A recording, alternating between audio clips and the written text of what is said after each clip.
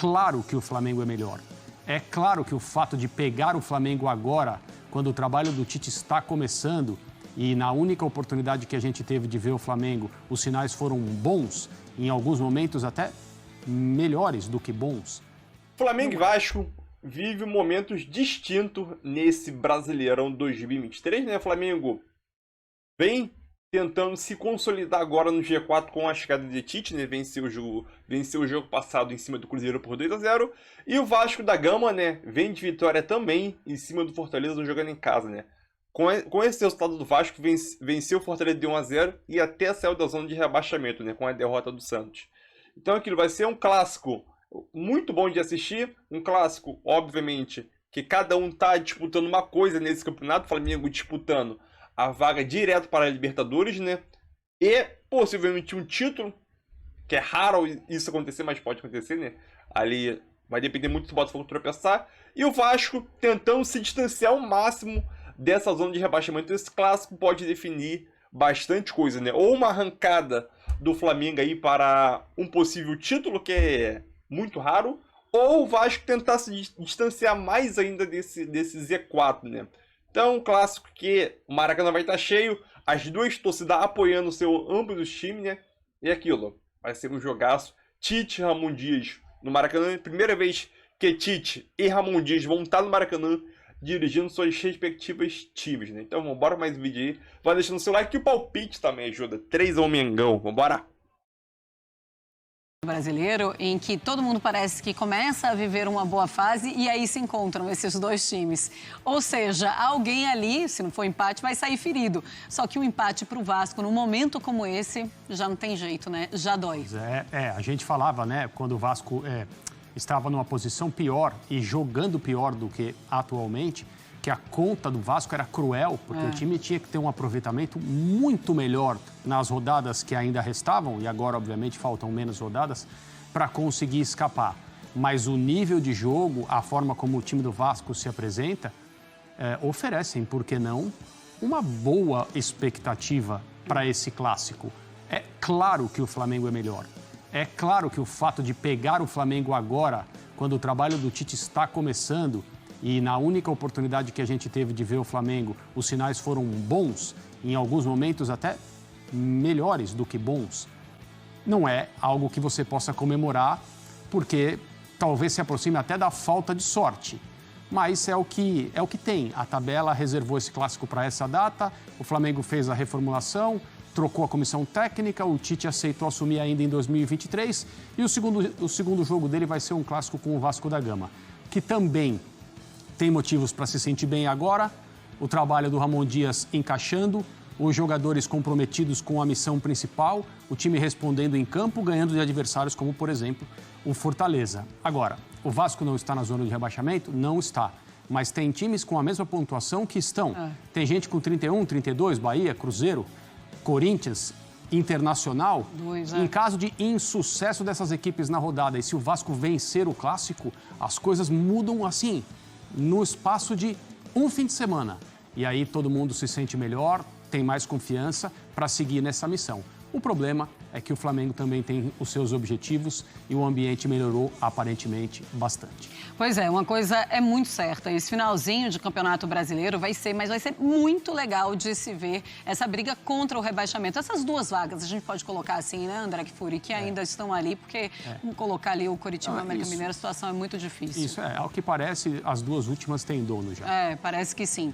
E olha, uma informação em relação ao Davi Luiz, a boa notícia é que não foi fratura, todo mundo estava naquela expectativa para saber o que aconteceu com o Davi Luiz. Outros exames ainda vão ser feitos para saber como é que vai ser a recuperação dele e o tempo de recuperação, tá? E olha, finalmente a conversa da diretoria com o Bruno Henrique começou a caminhar com um pouco mais de velocidade. Boas notícias para o Bruno Henrique, imagino que para o Flamengo também. Vamos ver, a gente já fala sobre isso. Pessoal, dia seguinte da grande vitória do Flamengo na estreia de Tite, 2-0 sobre o Cruzeiro, mas a expectativa grande mesmo é sobre a sequência de jogadores para a temporada 2024. A prioridade é a permanência de Bruno Henrique. Tem uma oferta muito generosa do Palmeiras, salários aí de R$2 milhões por mês, luvas altíssimas, 4,5 milhões de euros. O Flamengo não vai chegar a esses números, seria ali 30% menor o pacote total do Flamengo, mas o Flamengo chega a 3 anos de contrato. Foi essa a oferta feita pela diretoria do Flamengo aos jogadores e seus representantes, uma reunião que houve quinta-feira em Belo Horizonte, onde a delegação estava para o jogo contra o Cruzeiro. Agora está na mão de Bruno Henrique e seu staff. O Flamengo entende assim, vai aguardar a decisão do jogador. O Flamengo inicialmente queria 1 ano, foi mais flexível para 2. O Bruno Henrique, desde o início, queria 3. Ele vai completar 33 anos no fim de 2023. Então o Flamengo chegou a esses 3 anos de contrato, mas um valor financeiro menor do que contra o Palmeiras. Bruno Henrique vai jogar contra o Vasco neste fim de semana, o que não deve acontecer, por exemplo, com Davi Luiz. Sofreu uma entorse no jogo contra o Cruzeiro, uma entorse grave, mas o Flamengo divulgou que não houve fratura, então ele continua o tratamento, mas dos males, o menor. Ele segue o tratamento sem fratura, o zagueiro rubro-negro. Muito bem, informações então com Pedro Henrique Torre e André Kfouri. Vamos lá. É alívio para o torcedor do Flamengo.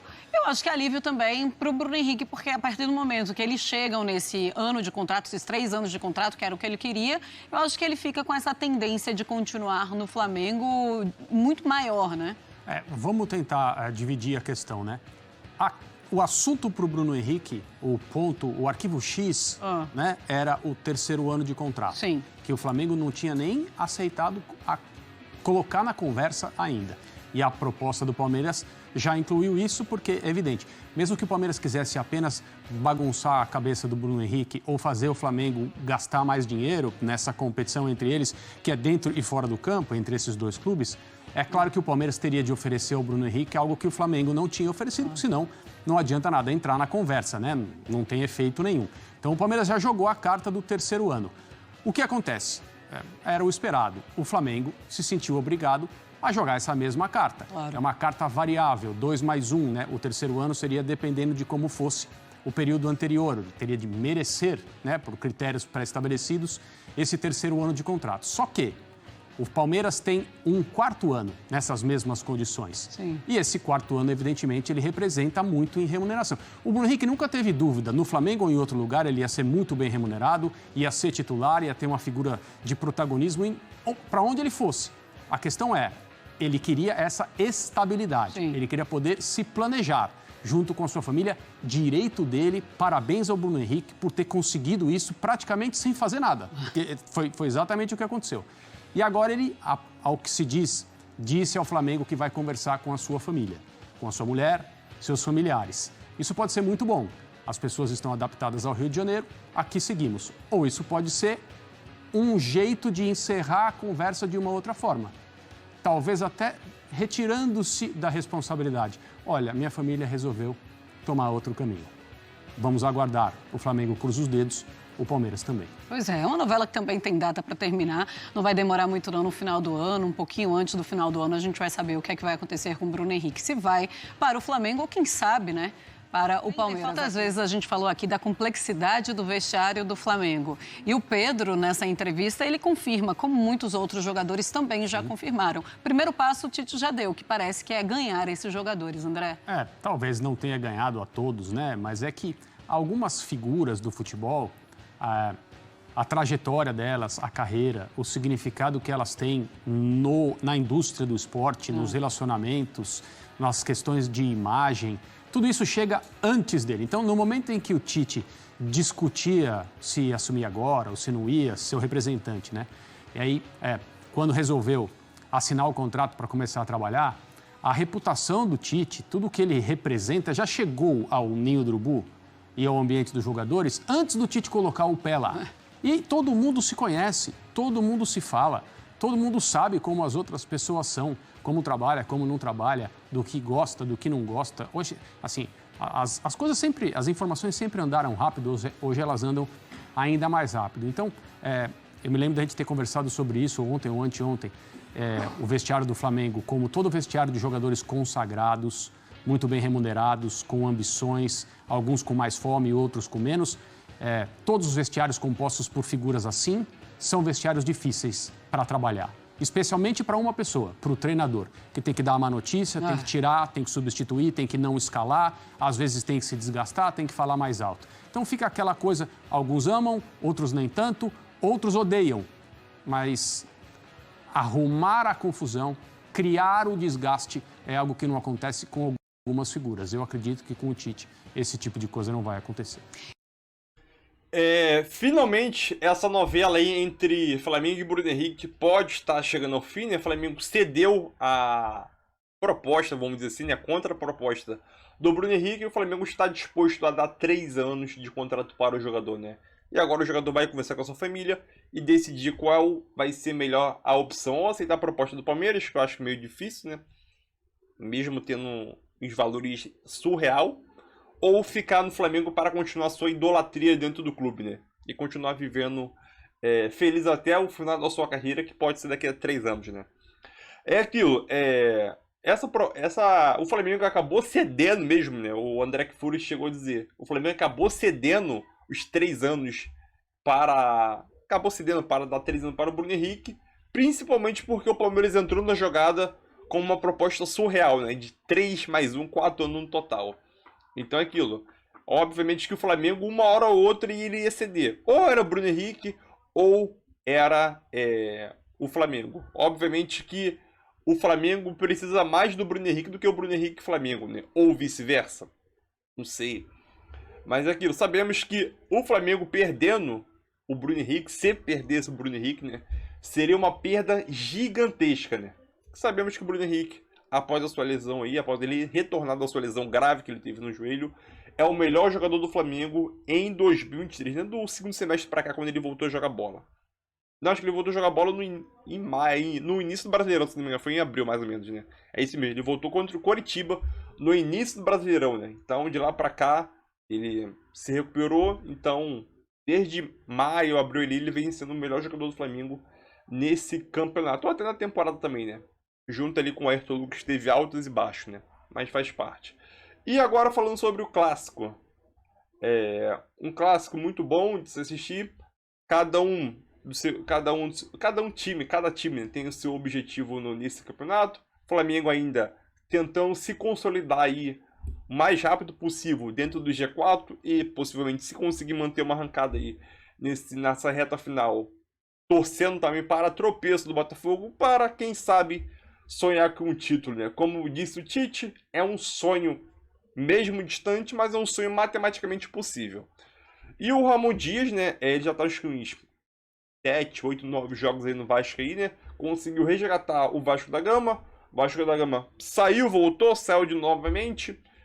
Até o momento, o Vasco da Gama consegue desempenhar um bom futebol. O futebol do Vasco da Gama é um futebol bem melhor. Se a gente for comparar o futebol do Vasco da Gama em relação aos seus adversários dali de baixo, da tabela de baixo ali, o Vasco da Gama, para mim, é um dos melhores de futebol ali da zona do 12º a 18º ali, 12º ao 20º. O futebol do Vasco é um dos melhores, né? Porque ali, entre o 12º e o 20º, né, tem times como Corinthians, Cruzeiro, Santos, Bahia, Internacional, Vasco, Coritiba, América Mineiro e Goiás, né? Então, desses times ali, o Vasco, para mim, é um dos melhores de futebol quem vem apresentando. Né? Podemos dizer o Inter também, porque o Inter chegou a apresentar até na Libertadores. Já no Brasileirão, ficou um tempo grande sem vencer, né? Então, acho que para mim, sim, dali da régua de baixo ali, o Vasco da Gama é um dos melhores de futebol e tem tudo para não ser rebaixado. Eu vou torcer para cair, mas tem tudo para não ser rebaixado, né? Mas é isso, vai ser um clássico bom de assistir e espero que vença o melhor. Quem apresentar o melhor futebol, né? Consiga vencer esse jogo. Espero que seja o Flamengo, né? Mas é isso aí, tamo junto. Deixe seu palpite e o seu like também, né? Like, palpite e tamo junto aí. Palpite! Eu tô com um palpite aqui na cabeça que o Flamengo vence esse jogo por 3-1. Gols de Pedro, Gerson e ainda de Fabrício Bruno de escanteio. 3-1, Mengão.